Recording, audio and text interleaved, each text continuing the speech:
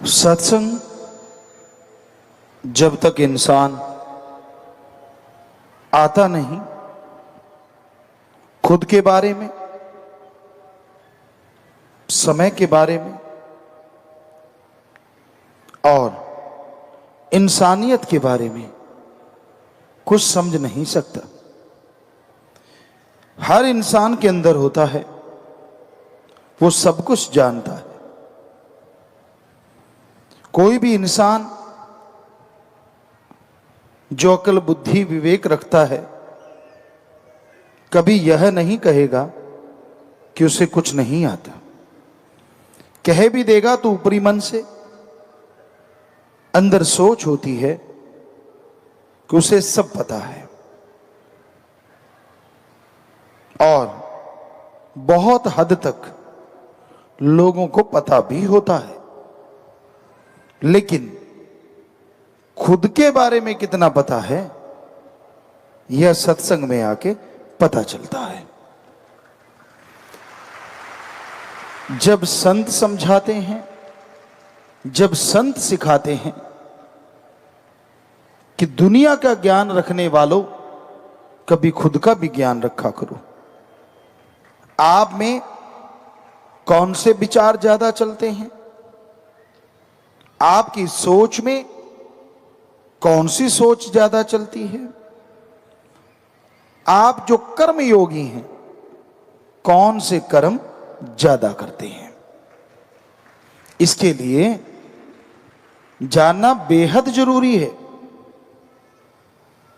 जब हम सब अपने बारे में जान लेंगे तो आत्म ज्ञान कहा जाता है, फिर वो शुरू होता है। जब तक खुद का ज्ञान नहीं तो खुद की आत्मा का ज्ञान कहां से मिलेगा। इसलिए सुबह शाम सुमरन जरूर करें। 10 मिनट सुबह, 10 मिनट शाम, और कोशिश करें कि एक समय ऐसा जरूर दें जिसमें आप खुद के बारे में सोचें। 24 घंटे आप इस शरीर से काम लेते हैं, दिमाग से काम लेते हैं, क्या 5-10 मिनट बनते नहीं? खुद के बारे में सोचो, सिर्फ और सिर्फ आत्मज्ञान हासिल करो। काम अलग अलग है, कोई हार्ड वर्क करता है, कोई नींद लेके ही काम टाइम पूरा करता है, कोई बहुत मेहनत करता है तो कोई आलस्य में डूबा रहता है। पर 24 घंटे चलते तो हैं, रुकते तो नहीं। आप रुक गए इसका मतलब ये नहीं है कि समय रुक गया। समय हो गई, चंद्र सूर्य नक्षत्र ग्रह हो गए, पृथ्वी हो गई, समुद्र की लहरें हो गई, ये कभी रुकती नहीं। निश्चित समय के अनुसार ये चलते रहते हैं, चलते रहते हैं। तो आप रुको, चलो, आपकी मर्जी। समय आपका इंतजार नहीं करता। तो कर्म आप करते हैं, समय आप व्यतीत करते हैं, तो 5-10 मिनट रात को, सुबह एकांत में बैठा करो और सुमरन करके अपने बारे में सोचा करो कि हां, ये मेरे में गलत आदत है। कितना अच्छा होगा अगर आप अपनी गलत आदत को खुद ही बदल डालो। इससे पहले कि कोई आपके उंगली उठाए, कोई आपको कहे कि आप ये गलत करते हो, क्यों ना खुद का ज्ञान हासिल करके वो आदत ही निकाल डालो। बेइज्जती भी फील नहीं होगी और आप गुणवान भी बन जाएंगे। किसी को कहने की जरूरत भी नहीं और आप गुणवान बनते जा रहे हैं। और ज्यों ज्यों गुणवान बनते जाओगे त्यों त्यों मालिक की दया में रहमत के लायक बनते जाओगे। तो आत्म बोध, आत्म ज्ञान फिर शुरू होता है जब हम अपने बारे में सोच लेते हैं।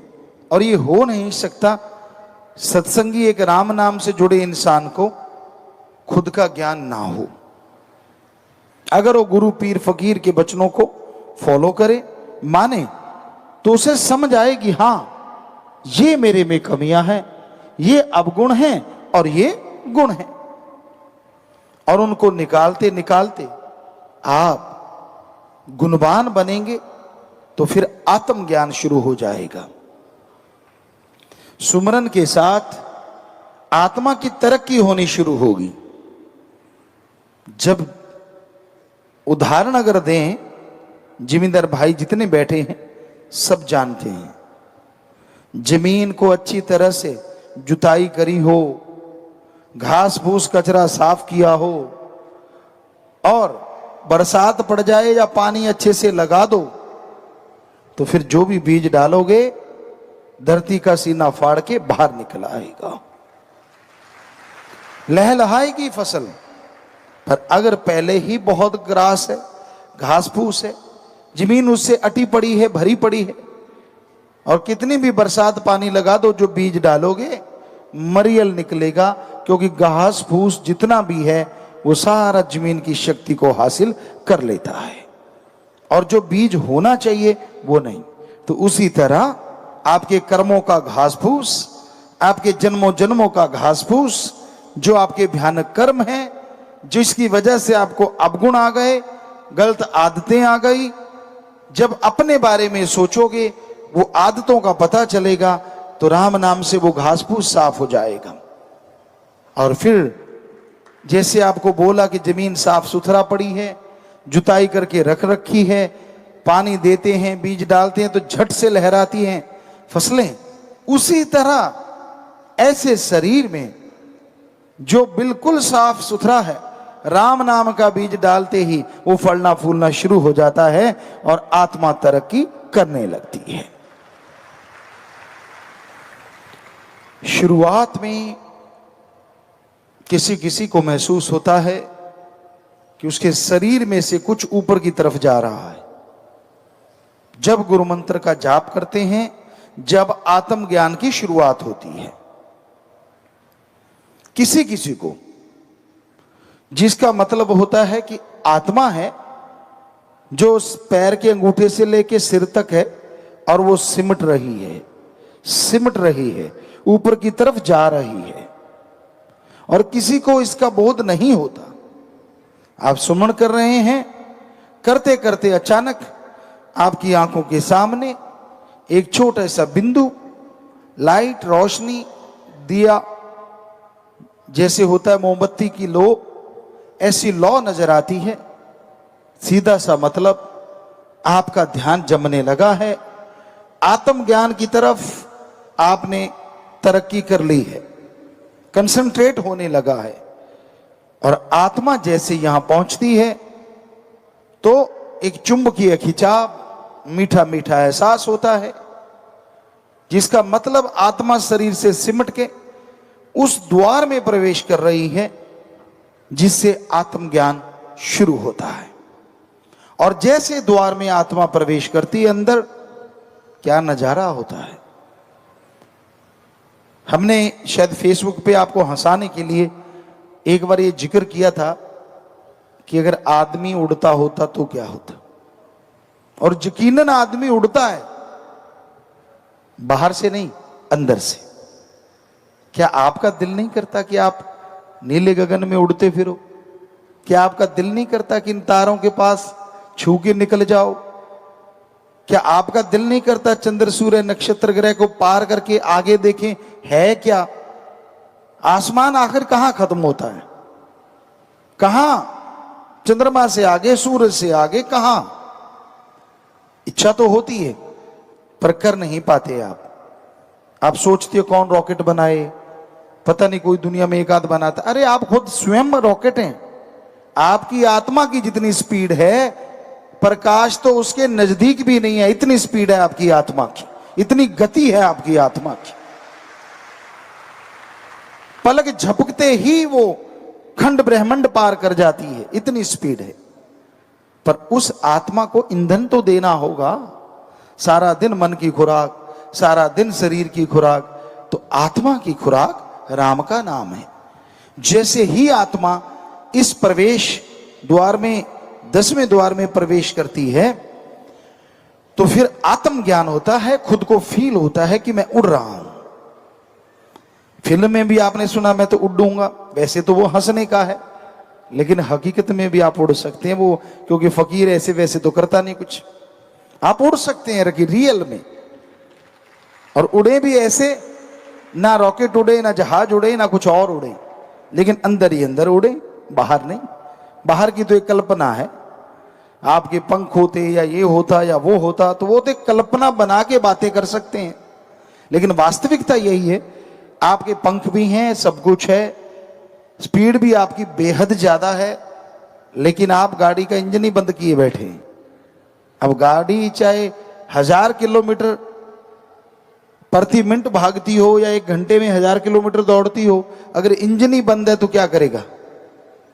इंजन तो स्टार्ट करना पड़ता है ना, उसमें ऑयल डालने पड़ते हैं, आप प्लग वगैरह सब चेक करते हैं, बैटरी का करंट देना है, सब कुछ। तो वैसे ही आपकी आत्मा का इंजन बंद हुआ पड़ा है, आपने उसको स्टार्ट कभी किया ही नहीं। तो ध्यान में बैठिए, इस द्वार में प्रवेश कीजिए, 10वें द्वार में, और जैसे ही ये इंजन स्टार्ट होगा, बस एक बार स्टार्ट करने की देर है, फिर तो ये ऑटोमेटिकली स्टार्ट होता है। आप ऑटोमेटिकली गाड़ियां देखते हैं, गियर नहीं लगाना पड़ता, एक बार गियर लगा के छोड़ दो, चलती रहती हैं। इसके एक बार ही गियर लगाना मुश्किल है, बाद में गियर लगाना ही नहीं पड़ता, ना ईंधन डालना पड़ता, कुछ नहीं। एक बार ईंधन डाल के यहां तक लेके आओ, और ईंधन है राम का नाम। राम का नाम जपते रहो, आत्मा बलवान होती जाएगी, और एक बार यहां प्रवेश कर गई, उसके बाद आपको कुछ गुनगुनाना नहीं, कुछ भी नहीं करना, अपने आप आत्मा स्पीड पकड़ती है। और आत्मज्ञान आपको पता चलता कि मैं कितना शक्तिशाली हूं। जब सूरज के पास से, सूरज नहीं, सूरजों के पास से, चंद्रमाओं के पास से आप निकलते हैं, क्या नजारा होता है, कितनी खुशी आती है अंतःकरण में। और फिर आत्मा से परमात्मा का ज्ञान शुरू होता है। आत्मज्ञान हो गया, फिर भगवान का ज्ञान शुरू होता है। फिर कहती है आत्मा, ओ इतने बड़े समुद्र का मैं एक कतरा हूं। पहले तो ये लगता है कि मैं बड़ी पावरफुल हूं, लेकिन जैसे सुई की नोक की तरफ बंद होता ये खंडों ब्रह्मंडों को, वो उस रास्ते से आगे निकलती है, पार ब्रह्म होती है, तब पता चलता है हो मैं तो एक कण हूं, मालिक तो बड़े विशालकाय हैं। क्या नजारे हैं वहां, क्या खुशियां हैं वहां। लेकिन बताने से आपको लगता है पता नहीं झूठ है, लेकिन महसूस करोगे तो पता चलेगा सच है। पर आप टेंशन लेके वहां नहीं जा सकते। आप सुमन करने बैठो, भक्ति करने बैठो, मेरे को वो नजारा क्यों नहीं मिल रहा, उम्र पता नहीं कितनी बाकी है, पता नहीं कब पटाखा बोल जाए, तो ये तो आपकी कमी है ना। बचपन से बुढ़ापे तक कितनी भक्ति की और कितना समय बाकी कामों में लगाया, कैलकुलेट कर लो, फिर भगवान को उलांबा दे देना। हम आपको गारंटी देते हैं, ज्यादा समय दुनियादारी या शारीरिक मानसिक कामों में लगाया है, आत्मिक ज्ञान के लिए तो आपने समय ही कुछ जिंदगी के कुछ साल बनते होंगे किसी किसी के, वरना महीनों में अटके पड़े हो। कैलकुलेट कर लो, रोज का आधा घंटा तो कितने दिन लगेंगे एक दिन होने में, क्योंकि दिन तो 12 घंटे का है। सोच के देखो आप 24 दिन में आप कितना कर पाओगे। तो कहने का मतलब यही है कि 24 दिन में एक दिन बनेगा। अगर आधा घंटा आप करते हैं रोज भक्ति और घंटा करते हैं तो 12 दिन में एक। कहने का मतलब यही है कि समय कितना दिया ईश्वर को, फिर टेंशन किस बात की। बस उसकी दया मांगो, वो दया करे तो 2 मिनट में नजारे दिखा दे, उसका कुछ भरोसा नहीं। क्योंकि वो दया का समुंदर ऐसे ही नहीं कहलाता। हमने हर धर्म के पवित्र ग्रंथों को पढ़ा, पवित्र वचनों को पढ़ा, सभी में आता है कि वो दया का समुंदर है, रहमतों का भंडार है। पर उसकी रहमत के लिए हम अपने शरीर को तो तैयार करें। कहते मूसा ने जिद की थी, नहीं ईश्वर अल्लाह मुझे तो दर्शन करने ही करने और जहरा तौर पे करने। शरीर उस काबिल नहीं बना था, जिद करता गया करता गया करता गया, और राम को, अल्लाह को भी आ गया कि चलो नजारा दिखाई देते हैं। कहते सुई का जो बारीक छिद्र होता है, सुई का जो बारीक तीखापन होता है, सिर्फ उतनी जगह से दर्शनों की एक झलक दिखाई और सालों साल मूसा जी बेहोश पड़े रहे, झेल ही नहीं पाए, शरीर उसके काबिल नहीं था। तो कई बार आपको जिद होती है, मैं तो जायज मांगता हूं जी, मैं तो दर्शन चाहता हूं जी, फिर मुझे क्यों नहीं होते? अरे बॉडी कागज की और आग को समाना चाहता है शरीर में, जल जाएगा ना सब कुछ। पहले बॉडी फौलाद की होनी चाहिए, वज्र की होनी चाहिए, तो ज्वालामुखी को भी झेल जाती है, उस लायक बनाना पड़ेगा। और उसके लिए निरंतर राम का नाम जपना, राम नाम जप के अपनी बॉडी को उसके लायक बनाना है, ताकि राम जी जब दर्शन दें तो हमारा शरीर उसके काबिल हो, उसे झेल पाए, दर्श दीदार कर पाए। और ये संभव है निरंतर अभ्यास से। कहते जी रोज भक्ति नहीं होती। वैसे आप बहुत सारे लोग, बच्चे कहते हैं आजकल का यूथ, ये बोरिंग काम है, रोज ही एक चीज को बार बार दोहराना, ये तो बोरिंग है। अगर आपके हिसाब से चले तो सारे बोरिंग है। आप रोज पोटी क्यों जाते हो? ये बोरिंग काम है, रोज ही जाते हो, क्यों जाते हो भाई? आप रोज सुबह सुबह ब्रेकफास्ट करते हो, क्यों करते हो? रोज एक ही चीज, ये तो बोरिंग है। रोज खाना खाते हो, लंच, रोज ही लंच, ये भी तो बोरिंग हो गया ना। रोज डिनर करते हो, सारा बोरिंग। रोज नहाना, रोज कपड़े बदलना, सब बोरिंग है ना, क्यों करते हो फिर? वो तो जी करना पड़ता है, तो ये भी करना पड़ता है।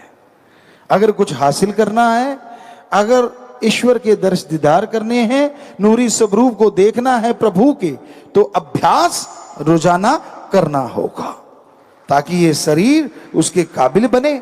और जब बन गया, नजारे वो आएंगे जो कहने सुनने से परे। शास्त्रनाम श्याम मस्तान जी दाता ने तो बड़ी रहमत की हुई है। सुमरन अभी आपने इतना किया नहीं होता, भक्ति करी नहीं होती, थोड़ी भावना शुद्ध होती है, सेवा करते हो, हाजिरी सत्संग में लगाते हो, और परमात्मा दर्श दीदार देने शुरू कर देता है। कभी सपने में, कभी बुलेखा पड़ गया, कभी जहरा तौर पे, कभी कैसे। वो संतों के रूप में आते हैं ताकि आपका शरीर उसको झेल सके, पर देता भगवान ही दर्शन है। फिर भी आप उनको मानते नहीं। यार यहाँ बुलेखा जा प्यासी, ऐसा हुआ तो था जरा सा, तो वो तो आपकी मर्जी है ना, आप उसको रियल को बुलेखा कह दो। क्योंकि जो पीर फकीर सच्चा है, मालिक परमात्मा अल्लाह वाहिगुरु राम, उस रूप में आके दर्शन जरूर देता है। जो उसे इग्नोर मार देता है, दर्शनों में समय लग जाता है। जो उसे स्वीकार कर लेता है कि हाँ नहीं ये जहरा तौर पे हुआ है, सही हुआ है, तो उसकी वो दर्शनों की संख्या बढ़ती चली जाती है। जल्दी जल्दी होते होते क्या पता कब नूरी स्वरूप में बदल जाए, कुछ कहा नहीं जा सकता। तो कितनी बड़ी छूट शास्त्र नाम श्याम मस्तान जी दाता ने भक्ति भाव में राम के थोड़े से शब्द बता के किए। लंबा चौड़ा कुछ नहीं करना, बस थोड़े से शब्द दोहराओ, शरीर को इस लायक बना लो कि मालिक जल्द से जल्द दर्श दीदार देने लगे। तो आप अमल कीजिए, भरोसा कीजिए, तो मालिक की दया में रहमत तो बरस रही है। बस देखने की आंखें बना लीजिए, एहसास कीजिए, महसूस कीजिए, और अपनी जिंदगी को संत पीर फकीरों के वचनों के अनुसार बनाते चले जाइए। अंदर बाहर मालिक के रहमो करम की खुशियों को महसूस करोगे, परिवार में खुशियां आएंगी, और जो नजारे, जो नशा, जो आनंद मिलेगा वो आप जाने या भगवान जाने। संत जीव को समझाने के लिए संसार में आते हैं, शिक्षा देते हैं, उनका काम परमार्थ होता है हर जीव का भला करना, भला करने की प्रेरणा देना और मालिक से भला मांगना। इंसान का मन कितना भी शैतान बन जाए, घटा घनघोर बन के छा जाए, तो भी संत पीर फकीर उसके लिए दुआ करते रहते हैं कि चलो अब नहीं तो कब, कभी ना कभी तो जागेगा। हे मालिक रहमत कर, दया कर, तेरा जीव है, मन के हथों मजबूर है, काम वासना क्रोध लोभ मोह अहंकार में पड़ गया है, कोई ना कोई चोर इस पे छा गया है, जिसकी वजह से इसकी बुद्धि मारी गई है, इसका विवेक काम छोड़ गया है। पर तू तो रहमो करम का मालिक है, और रहमत कर, इसे सद्बुद्धि बख्श, ये तेरे नाम से जुड़ जाए, तेरी दया में रहमत को हासिल करे और दोनों जहां की खुशियों का हकदार बन जाए। तो संतों का काम दुआ करना होता है। वो दुआ करते हैं सबके लिए, मालिक से दुआ मांगते हैं। जो सुन लिया करते हैं, सुन के मान लिया करते हैं, उन पे असर होना शुरू हो जाता है। तो मालिक का रंग, वो अनमोल रंग जिसके लिए देव फरिश्ते तक तड़फते हैं, मालिक से दुआ करते हैं कि हमें भी मनुष्य शरीर दे ताकि हम तेरे नूरी स्वरूप को देख सकें, तेरी दया में रहमत को हासिल कर सकें। वो दुआ करते हैं, प्रार्थना करते हैं। पर हे इंसान, तुझे वह शरीर परम पिता परमात्मा ने बख्श दिया है, इसमें भक्ति कर, इसमें इबादत कर, ताकि तू आवागमन से आजाद हो सके, ताकि तू उस नूरी स्वरूप के दर्शन कर सके और कण कण में, जर्रे जर्रे में जो मालिक रहता है उसको पहचान सके। लेकिन इंसान जागता नहीं। काम वासना क्रोध लोभ मोह अहंकार मन माया में बुरी तरह से उलझा हुआ है। तो संत पीर फकीर जगाने आते हैं, जीव को होका मारते हैं, आवाज देते हैं कि भाई ढीठ ना बन, मन के हाथों मजबूर ना बन, क्योंकि मन ने जब मझधार में डुबो दिया तब तड़फने के अलावा कुछ भी हासिल नहीं होगा। मौका है, मन से लड़ना सीख ले, काम वासना क्रोध लोभ मोह अहंकार की लगाम खींच ले, वरना ये लोग तुझे ऐसी जगह गिराएंगे, यहां भयानक दलदल होगी, तड़फता रहेगा, बेचैन रहेगा, खुशियां हासिल नहीं हो पाएंगी। बहुत जीव मानते हैं, कोई कोई होते हैं जो नहीं मानते, और उनके अंदर मन का इतना पारा चढ़ा होता है कि वो सोचते हैं संत पीर फकीर उन्हें कुछ कहें या उन्हें कुछ अलग ऐसा कर दें। ऐसा कुछ होता नहीं। संत तो सबके लिए दुआ करते हैं, सबका भला मांगते हैं, किसी को बुरा नहीं कहते, क्योंकि ये टाइम ही ऐसा है। बुरे को भी बुरा कह दो, खाने को आता है, किसी का भी भला कर दो, उल्टा पड़ता है, क्योंकि यह घोर कलयुग है। इसलिए संत सत्संग में तो सबको समझाते रहते हैं, पर यह नहीं है कि किसी अकेले को देख के। कई लोग ऐसा दिखाते हैं कि हम वचन नहीं मानते, हम ये नहीं करते। तो आपके अपने कर्म हैं, इसमें संत क्या कर सकते हैं? ना मानो भाई, मर्जी आपकी, जब भोगोगे तब भी फिर मर्जी आपकी। कोई जरूरी थोड़ा ही ना होता है कि आप पे कोई असर होने वाला है। क्या पता किस पे कब, जिसकी वजह से आपका वो हाल हो जो आप सोचा भी ना हो, क्या पता उसकी न्याय की तलवार कब चल जाए। तो संत किसी से कोई पर्सनल दुश्मनी नहीं रखते। कोई संतों का किसी से बद्दुआ देने का कोई मतलब नहीं होता, लेकिन वो बताते जरूर हैं कि ऐसे कर्म करने से ये फल मिलने वाला है। अब डॉक्टरों के पास जाओगे तो क्या डॉक्टर बताएंगे नहीं कि ये टेबलेट ले लो भाई, करोसिन ले लो, फलां ले लो, बुखार उतर जाएगा, एबल ले लो, नजला कुछ देर के लिए थम जाएगा, एलर्जी रुक जाएगी। तो उनका तो काम है बताना, आगे जी माने ना माने उसकी मर्जी। तो संतों का काम तो बताना है, इसमें हेंकड़ी वाली कौन सी बात है? करते रहो हेंकड़ी। संतों का काम बताना है, ये काम करोगे तो उसका रिजल्ट ये आने वाला है, ये करोगे तो ये आने वाला है। अब उसको अगर बद्दुआ समझ लो तो आपकी मर्जी, उसको दुआ समझ लो तो शायद आपकी अच्छी बात है, क्योंकि वो एक दुआ ही होती है जो आपको आगाह करते हैं। माँ बाप बच्चे को रोकते हैं ना, कुएं में मत पड़, ये थोड़ा ना कहते हैं कि कुएं में पड़ जा, रोकते हैं बेटा इधर मत जा, आग लगी पड़ी उधर हाथ मत देख, सांप घूम रहा बेटा उधर मत जा। अब बेटा अगर कहे कि मैं तो जाऊंगा, तो डसेगा ही नाग, जलाएगी आग। तो उसी तरह अगर वो बच्चा मान ले तो उसके लिए वो वरदान हो गया। उसी तरह भाई संत तो बताते हैं ऐसे कर्म करोगे तो ये होने वाला है और जरूर होगा, कोई टाल नहीं सकता। आपकी हेंकड़ी, आपकी अकल, आपकी चतुराई धरी धराई रह जाएगी।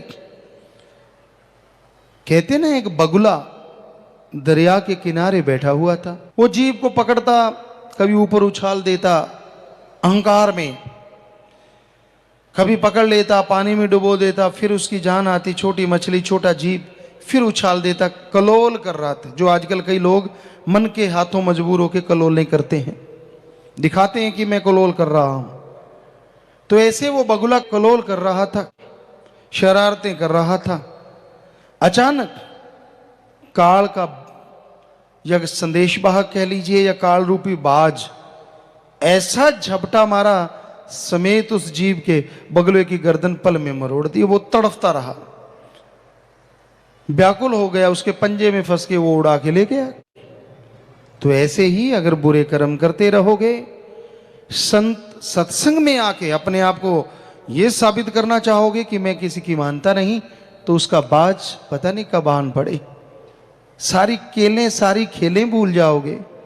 अरे आप कहते हो मैं ये मैं वो, होश नहीं रहेगी, क्योंकि ये घोर कलयुग है। तो मालिक के समझाने का तरीका भी फिर उसका अपना है। इसलिए हम तो आपको हाथ जोड़ के विनती कर सकते हैं, क्योंकि आप अपनी मर्जी के मालिक हैं, आप किसी के गुलाम थोड़े ही ना हैं। हाथ जोड़ के विनती कर सकते हैं, बाज आ जाओ, छोड़ दो बुरे कर्म, छोड़ दो मनमते, क्योंकि उसका बाज बड़ा भयानक है। मर्जी आपकी है, बताना हमारा फर्ज है। क्योंकि जो कहा करते थे देख लेंगे देखेंगे फलां होगा, उनका हाल बड़ा बुरा हुआ। तौबा की तो मालिक रहमत करते हैं, इसलिए तौबा करनी ही ना पड़े। क्योंकि सब कुछ गवा के तौबा करी तो क्या करी, तो पहले ही तौबा करो, छोड़ दो बुराइयों को, छोड़ दो बुरे कर्मों को, क्योंकि बुरे कर्मों का फल बुरा जरूर होगा।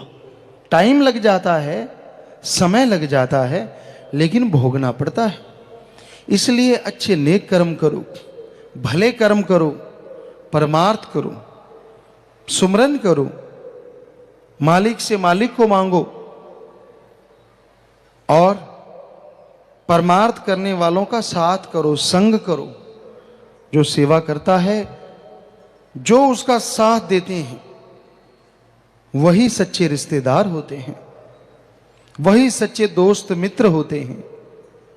अगर आप परमार्थ करते हो, सेवा करते हो, भले कर्म करते हो, आपको कोई आके रोकता है, आपको कोई टोकता है, वो आपका मित्र नहीं, असली दुश्मन है, जो मित्र बन के आपको धोखा दे रहा है। एक बार एक फकीर था, वो किसी शहर में गया, तो पूछने लगा, भाई यहां सबसे ज्यादा धर्मात्मा, राम नाम में सबसे आगे वाला कौन है? कौन है जो सबसे मालिक से प्यार करने वाला है? कोई ऐसा संत, कोई ऐसा मालिक का नाम लेने वाला भक्त, कोई तो नाम बताओ। तो उन्होंने किसी शाहूकार का नाम बताया कि फलां शाहूकार है, कारोबार भी अच्छा है, बाल बच्चे भी हैं। तो कहने लगे कितने बच्चे हैं? कहता चार बेटे हैं। कहता फिर भी भक्त है? कहते हाँ जी, घर गृहस्थ में रहता भी भक्त है। कहने लगे ठीक है। वो शाहूकार के पास गया पूछते पछाते, शाहूकार अपनी दुकान में बैठा था। तो उस महात्मा ने जाके पूछा, जो कि फकीर था, इतना पहुंचा हुआ नहीं था, कि आप फला महात्मा हैं? कहने लगा जी अहो भाग्य है, महात्मा तो आप हैं, मैं तो एक छोटा सा एक दुकानदार हूं, आप मेरी दुकान पे पधारे हैं, मेरे अहो भाग्य। कहने लगा महात्मा को थोड़ा अहंकार आ गया, ये तो मेरे को इतना बोल रहा है। कहने लगा आपके बेटे कितने हैं? कहने लगा 2 बेटे हैं। महात्मा को गुस्सा आ गया, बड़ा गुस्सा आया कि मैं पूछ के आया हूं, इसके तो 4 बच्चे हैं और ये कह रहा है 2 बच्चे हैं। गुस्सा आ गया, कहता तू झूठा है, पाखंडी है, कोई राम नाम लेने वाला नहीं, ये वो जो मुंह में आया बकता गया, क्योंकि आदमी जब अहंकार और मन के घोड़े पे सवार होता है ना, बड़ा अनाप शनाप बोलता है। जब क्रोध आ जाता है, अगला पिछला कुछ भी देखता नहीं, फिर जो मुंह में आ गया दाड़ दाड़ दाड़ दाड़। तो वो शाहूकार चुप बैठा रहा, वो फकीर बोलता रहा। कुछ बोलने के बाद जाने लगा, मैं जा रहा हूं, मुझे कोई मतलब नहीं। कहने लगा बात तो बता, तुझे क्या हो गया? कहने लगा आपके बेटे तो 4 हैं, मैं पूछ के आया हूं, और आप कह रहे हैं कि 2 हैं, आप झूठ बोल रहे हैं। तो वो शाहूकार मुस्कुराया, कहता फकीर बैठ। बैठ गया। कहता बेटे तो मेरे 4 हैं, लेकिन 2 को तो मैं मरा हुआ मानता हूं। कहने लगा क्यों? कहता जब भी राम नाम की बात आती है, अल्लाह मालिक की बात आती है, परमार्थ की बात आती है, वो गाली गलौज करते हैं। 2 बेटे मेरे ऐसे हैं जो मेरा साथ ही नहीं देते, बल्कि राम नाम में मेरे साथ जाके सत्संग सुनते हैं, संतों के वचनों पे अमल करते हैं। उनकी वजह से मैं सुखी हूं और सतगुरु को मानने वाला हूं। जब ये बात सुनी तो फकीर नीचा हो गया कि वाकई ये तो वाकई बहुत अच्छे भक्त हैं, महात्मा हैं। मैं तो ऐसे अहंकार कर रहा था, हकीकत तो यही है। तो यार दोस्त भक्तों, साथ संगत जी वही है, रिश्ता नाता वही है जो राम नाम में आपका साथ दे। क्योंकि राम नाम में कोई बुराई नहीं है। जो भी कोई राम नाम में चलता है, अच्छाई नेकी में चलता है, उसका नाम अमर हुआ है, हो रहा है और हमेशा होता रहेगा। लोग उसके नाम की जय जयकार करते हैं, लोगों के दिलो दिमाग में उनका नाम बसा हुआ है, और वो खुद अपनी आत्मा का रक्षक होता है, आवागमन से आजाद होता है और कुलों का उद्धार कर देता है।